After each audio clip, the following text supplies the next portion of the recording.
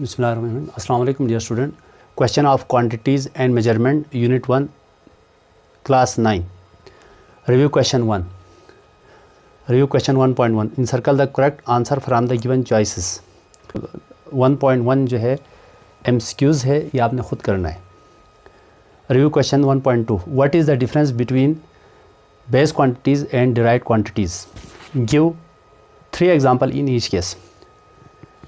Base quantities और derived quantities में क्या फ़र्क है, इन दोनों में 3 एग्जांपल आपने देनी है। तो बेस क्वांटिटीज़ जो है वो टोटल 7 क्वांटिटीज़ है जिनके ऊपर बाकी तमाम क्वांटिटीज़ डिपेंड करती है। दुनिया में जितनी भी क्वांटिटीज़ है वो तमाम के तमाम क्वांटिटीज़ उन 7 क्वांटिटीज़ से मिल के बनी है। वो 7 क्वांटिटीज़ किसी और क्वांटिटी पे डिपेंड नहीं करती, लेकिन बाकी तमाम क्वांटिटीज़ जो है उन 7 क्वांटिटीज़ पे डिपेंड करती है। यानी कि बाकी तमाम क्वांटिटीज़ उन 7 क्वांटिटीज़ से मिल के बनी है। उन 7 क्वांटिटीज़ को हम बेस क्वांटिटीज़ कहते हैं। जैसा कि उनमें से 3 एग्जांपल हमने यहाँ पे लिखा है, लेंथ है, मास है, टाइम है। डिराइव्ड क्वांटिटीज़ वो क्वांटिटीज़ होती है जो बेस क्वांटिटीज़ से ली जाती है, उनसे आगाज़ करते हैं हम, उनको हम डिराइव्ड क्वांटिटीज़ कहते हैं। जैसे कि हमारे पास स्पीड है, वॉल्यूम है, एरिया है, ये डिराइव्ड क्वांटिटीज़ है। इनको हमने बेस क्वांटिटीज़ से अख़ज़ किया है, हमने बेस क्वांटिटी से ली है। Review question 1.3 pick out base unit in the following. Joule, newton, kilogram, hertz, mole, ampere, metre, kelvin, coulombs and watt. Joule, अच्छा, इनमें हमने सिर्फ बेस यूनिट को हमने पिक करना है। जॉल डिराइव्ड यूनिट है, न्यूटन भी डिराइव्ड यूनिट है, इसमें किलोग्राम बेस यूनिट है जो कि हमने यहाँ पे पिक किया है, यहाँ लिखा है। हर्ट्ज़ डिराइव्ड यूनिट है, मोल बेस यूनिट है, यहाँ लिखा है हमने। एम्पियर भी बेस यूनिट है, मीटर भी बेस यूनिट है, केल्विन भी बेस यूनिट है। कूलम और वाट जो है डिराइव्ड यूनिट है। तो बेस यूनिट को हमने यहाँ पे लिख दिया।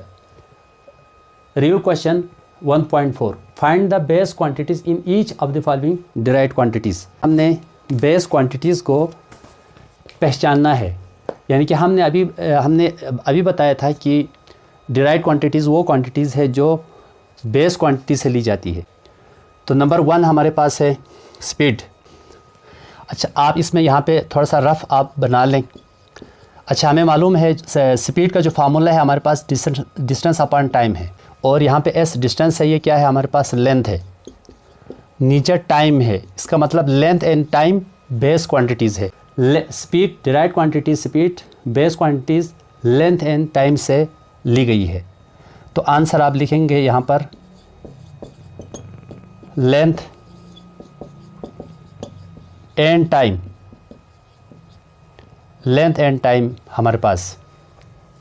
Number 2 volume. वॉल्यूम है हमारे पास, वॉल्यूम का हमारे पास फार्मूला है V is equal to length width height. अच्छा देखिए, लेंथ भी लेंथ है, विड्थ भी लेंथ है, हाइट भी लेंथ है। तो इसका मतलब वॉल्यूम 3 लेंथ का कम्बिनेशन है। तो हम यहाँ पे लिख सकते हैं डिराइव्ड क्वांटिटी वॉल्यूम जो है बेस क्वांटिटी लेंथ से ली गई है। 3 दफ़ा आप ना लिखें, सिर्फ 1 दफ़ा लिख दें। नेक्स्ट है हमारे पास फोर्स। फोर्स का फार्मूला हमारे पास है F is equal to ma। ये हमारे पास वेलोसिटी, हमारे पास एक्सेलरेशन का फार्मूला है V अपॉन T, और वेलोसिटी का फार्मूला है D अपॉन T। अब देखिए यहाँ पर अगर आप F is equal to m D upon T divide by T, अब देखिए T नीचे जाके स्क्वायर होगा, तो m क्या है हमारे पास, यहाँ पर आंसर हम लिख रहे हैं। m हमारे पास है मास है, D क्या है हमारे पास लेंथ है, और टाइम एंड टाइम, यानी फोर्स डिराइव्ड क्वांटिटीज़ है, ये base quantity mass length and time से मिलकर ये बनी है। लास्ट वन हमारे पास है वर्क। वर्क में भी हमारे पास निकालने की ज़रूरत नहीं है, वर्क में भी हमारे पास length mass and time involve होता है। आंसर लिखें length mass and time. Length mass and time, ये वॉल्यूम डिराइव्ड क्वांटिटी है, इसके अंदर लेंथ इन्वॉल्व है। फोर्स डिराइव्ड क्वांटिटी है, ये base quantity length mass and time से मिलकर बनी है। वर्क डिराइव्ड क्वांटिटी है जो कि base quantities length mass and time से मिलकर बनी है। Next review question 1.5 estimate your age in second. 14 years, इसको हमने सेकंड में तब्दील करना है तो हमारे पास होगा age in second x. 14 years है, 1 ईयर में 365 डेज होता है। एक दिन में 24 घंटे, एक घंटे में 60 मिनट, एक मिनट में 60 सेकंड। यह हमारे पास चेंज होगी, इनको आपस में मल्टीप्लाई कर दें।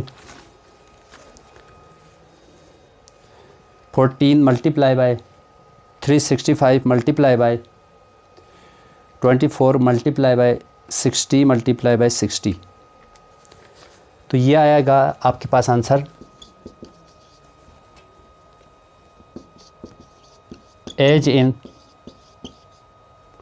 As in seconds.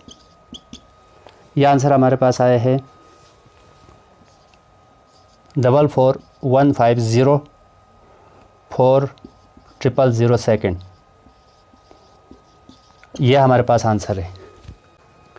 और एक मेथड आपको ये भी बता दूं कि अभी देखिए हमने एक साल में टोटल डेज़ लिया है। अगर आप एक साल में टोटल डेज़ के बजाय आप एक साल में 12 महीने और एक महीने में 30 दिन, यानी कि 12 को आप 30 से मल्टीप्लाई कर सकते हैं, उससे आपके पास आएगा 360।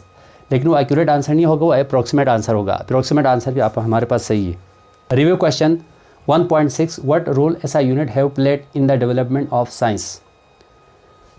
साइंस की तरक्की में डियर स्टूडेंट एसआई यूनिट ने क्या रोल अदा किए हैं। तो साइंस की तरक्की में सिस्टम इंटरनेशनल ने बहुत बड़ा रोल अदा किया है।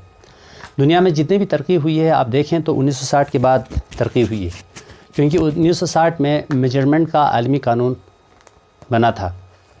अब उससे पहले देखें, अगर एक कंट्री का जो साइंटिस्ट है अगर कोई इन्वेंशन करता था या कोई किसी फील्ड में डेवलपमेंट करते थे तो दूसरे कंट्री के जो साइंटिस्ट है वो नहीं समझ आते थे, उनकी जो लैंग्वेज वो नहीं समझ आती थी या उसकी कैलकुलेशन नहीं समझ आती थी। लेकिन अब 1960 में review question 1.7 what is mean bye vernier constant. Vernier constant का क्या मतलब है। Least count of vernier clipper को हम वर्नियर कांस्टेंट भी कहते हैं। जैसा कि लीस्ट काउंट यानी कि वो मिनिमम लेंथ जो वर्नियर क्लिपर मेजर कर सकता है उसको हम वर्नियर क्लिपर की लीस्ट काउंट या वर्नियर कांस्टेंट कहते हैं। जैसा कि वर्नियर क्लिपर की जो लीस्ट काउंट की वैल्यू है 0.1 मिलीमीटर या 0.01 सेंटीमीटर, यानी कि 1 मिलीमीटर के 10 हिस्से करें, उनमें से एक हिस्से की मेजरमेंट वर्नियर क्लिपर कर सकता है। वर्नियर क्लिपर की लीस्ट काउंट या वर्नियर कांस्टेंट कहते हैं। Review question 1.8 what do you understand by zero error of A measuring instrument. Measuring instrument में ज़ीरो एरर का मतलब क्या है। अच्छा, मेजरिंग इंस्ट्रूमेंट में ज़ीरो एरर का मतलब है फॉल्टी इन इंस्ट्रूमेंट। ज़ीरो एरर का होना इंस्ट्रूमेंट में ख़राबी है डियर स्टूडेंट। अगर आप ज़ीरो एरर को रिमूव किए बगैर या ज़ीरो एरर को फाइंड किए बगैर अगर आप मेजरमेंट लेंगे तो मेजरमेंट गलत होगा। अगर ज़ीरो एरर की मौजूदगी में अगर आप मेजरमेंट लेंगे तो इंस्ट्रूमेंट एक्चुअल वैल्यू से या तो वैल्यू ज़्यादा मेजर करेगा या कम मेजर करेगा। इसलिए इस चीज़ से अवॉइड करने के लिए हमें ज़ीरो करेक्शन अप्लाई करना पड़ेगा। सबसे पहले आप ज़ीरो एरर फाइंड करें, फिर ज़ीरो करेक्शन को आप अप्लाई करें। Review question 1.9 why is the use of zero error in a measuring instrument. Measuring instrument में ज़ीरो एरर को हम क्यों यूज़ करते हैं डियर स्टूडेंट। हम मेजरिंग इंस्ट्रूमेंट में ज़ीरो एरर को इसलिए यूज़ करते हैं ताकि मेजरमेंट करेक्ट हो, मेजरमेंट में कोई गलती ना आ जाए, इसीलिए हम ज़ीरो एरर का यूज़ करते हैं। अगर ज़ीरो एरर पॉजिटिव है तो हम उस ज़ीरो एरर को पॉजिटिव ज़ीरो एरर को हम फाइंड करके रखते हैं, फिर फाइनल रिज़ल्ट से हम उसको माइनस करेंगे। अगर ज़ीरो एरर नेगेटिव है तो हम उसको फाइनल रिज़ल्ट में ऐड करते हैं। Review question 1.10 what is stop watch, what is the least count of mechanical stop watch. Stop watch क्या है और मैकेनिकल स्टॉप वॉच के लीस्ट काउंट क्या है। लीस्ट काउंट मीन्स वो कम से कम टाइम जो मैकेनिकल स्टॉप वॉच कर सकता है। अच्छा, स्टॉप वॉच देखिए, हमारी जो ऑर्डिनरी वॉच है उसकी जो लीस्ट काउंट 1 सेकंड है। 1 सेकंड से कम मेजरमेंट नहीं कर सकती ऑर्डिनरी वॉच, लेकिन लेबॉरेटरी में हमारा ताल्लुक 1 सेकंड से कम टाइम से भी हमारा वास्ता पड़ता है। तो इसलिए हम उस मकसद के लिए हम ऑर्डिनरी वॉच को हम यूज़ नहीं कर सकते हैं। साइंसदानों ने एक स्पेशल वॉच डिज़ाइन किया है, उसको हम स्टॉप वॉच कहते हैं। उसको हम लेबॉरेटरी में हम यूज़ करते हैं। 1 सेकंड के 10वें हिस्से को या 1 सेकंड के 100वें हिस्से को जो वॉच मेजर करे उसको हम स्टॉप वॉच कहते हैं। मैकेनिकल स्टॉप वॉच 1 सेकंड के 10वें हिस्से को मेजर करती है। अगर आप 1 सेकंड को 10 हिस्सों में डिवाइड करेंगे तो मैकेनिकल स्टॉप वॉच 1 सेकंड के 10वें हिस्से को मेजर करती है। इसलिए मैकेनिकल स्टॉप वॉच की जो लीस्ट काउंट है 0.1 second. Review question 11, why do we need to measure extremely small interval of time. हमें बहुत छोटे टाइम इंटरवल को मेजर करने की ज़रूरत क्यों पेश आती है। हम बहुत छोटे टाइम इंटरवल को हम इसलिए मेजर करते हैं ताकि फाइनल रिज़ल्ट में ज़्यादा दुरुस्ती आ जाए। Review question 12, what is mean by significant figure. Significant figure का मतलब होता है all accurately known digits and first doubtful digits are called significant figures. जैसा कि हमेशा लास्ट वन डाउटफुल होता है एक स्केल के साथ, और ये मार्कर मैं देता हूँ। अब एक स्टूडेंट 6.5 सेंटीमीटर मेजर करता है, फिर मैं उसी इंस्ट्रूमेंट को इसी मार्कर के साथ मैं दूसरा स्टूडेंट को दूंगा, तो वो दूसरा स्टूडेंट जो है 6.6 सेंटीमीटर मेजर करता है। अब देखिए, इंस्ट्रूमेंट भी सेम है और ऑब्जेक्ट भी सेम है, लेकिन 2 डिफरेंट स्टूडेंट ने डिफरेंट आंसर निकाला। एक ने 6.5, एक ने 6.6। दोनों स्टूडेंट 6 पर एग्री होंगे, लेकिन 6.5 और 0.6 पर डिसएग्री करेंगे। यानी कि जिन वैल्यूज़ पर दोनों एग्री होंगे वो एक्यूरेटली नॉन डिजिट्स है। जैसे कि 6 है पॉइंट से पहले, उन पे दोनों एग्री है, वो एक्यूरेटली नॉन डिजिट्स है। और पॉइंट के बाद 5 और 6 पे डिसएग्री है, वो डाउटफुल डिजिट्स है। ऐसे मेजरमेंट को हम सिग्निफिकेंट फिगर कहते हैं।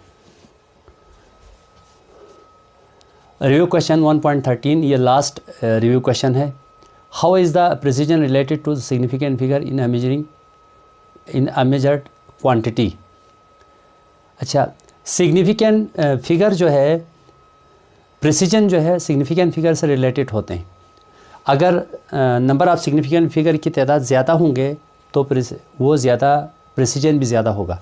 जैसे कि हमारे पास है, फॉर एग्ज़ाम्पल, यहाँ हम एग्ज़ाम्पल लेते हैं, प्रिसीजन जो है वो सिग्निफिकेंट फिगर के साथ रिलेटेड होता है।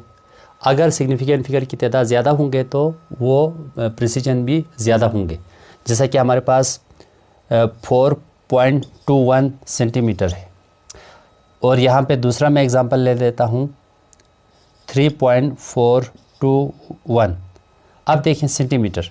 अब इसमें सिग्निफिकेंट फिगर की तादाद 1, 2, 3 है, यहाँ पर 4 है, तो इसका मतलब 3.42 centimetre is more precise than 4.21 centimetre. यानी कि जिसमें सिग्निफिकेंट फिगर की तादाद ज़्यादा होंगे वो नंबर ज़्यादा प्रिसाइज होंगे, यानी कि वो ज़्यादा एक्यूरेट, वो ज़्यादा दुरुस्त होगा। यार स्टूडेंट, होपफुली आपको ये लेक्चर समझ आया होगा। Problem number 8, which of the following have 3 significant figures. Result quantities में से किस क्वांटिटीज़ में 3 सिग्निफिकेंट फिगर्स है। 1.8 का पार्ट 1 है हमारे पास।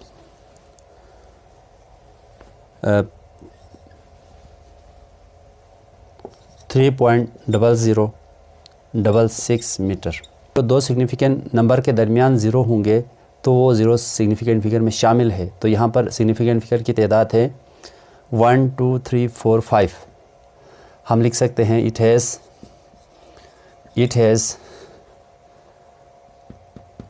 5 significant figures, 5 significant figures। Number B, इसमें सिग्निफिकेंट फिगर की तादाद 3 नहीं है। हमसे पूछा है किन क्वांटिटीज़ में सिग्निफिकेंट फिगर की तादाद 3 है। लिखना आपने नोटबुक पे वही लिखना है जिसमें 3 सिग्निफिकेंट फिगर की तादाद होगा। Part B 0.00309 kg। जो स्टार्टिंग ज़ीरोज़ है वो सिग्निफिकेंट फिगर में शामिल नहीं है, इनको हम कहते हैं स्पेसिंग ज़ीरोज़। बाकी 1 2 3 इसमें 3 सिग्निफिकेंट फिगर्स है। It has 3 significant figures, 3 significant figures, 3 significant figures है। नंबर सी है हमारे पास 5.05 मल्टीप्लाई बाई 10 की power -27 kg।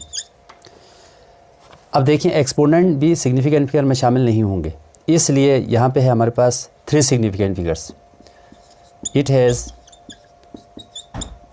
3 significant figures.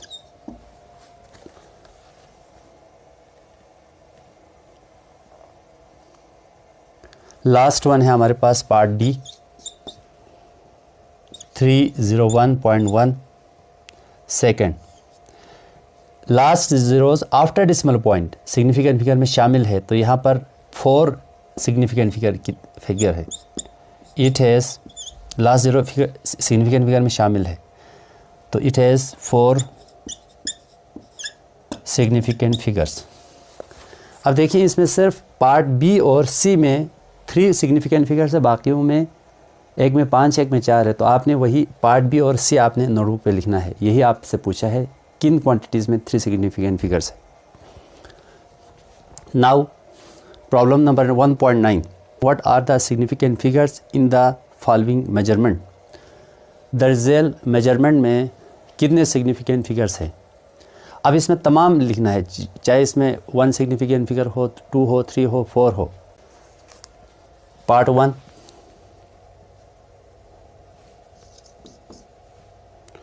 1.009 metre. दरमियान के 0 सिग्निफिकेंट फिगर में शामिल है, तो यहाँ पर 4 सिग्निफिकेंट फिगर्स है। It has 4 significant figures. Part B है हमारे पास 0.00450 kg। Starting zero spacing zero से ये सिग्निफिकेंट फिगर में शामिल नहीं होंगे, बाकी ज़ीरो शामिल होंगे। लास्ट में ज़ीरो, डेसिमल पॉइंट के बाद लास्ट में ज़ीरो शामिल होंगे, तो यहाँ पर 1 2 3 it has 3 significant figure, 3 significant figures. Part C है हमारे पास 1.66 10 की power -27 kg। Exponent significant figure में शामिल नहीं है, बाकी 3 सिग्निफिकेंट फिगर्स हैं। It has 3 significant figures. Part D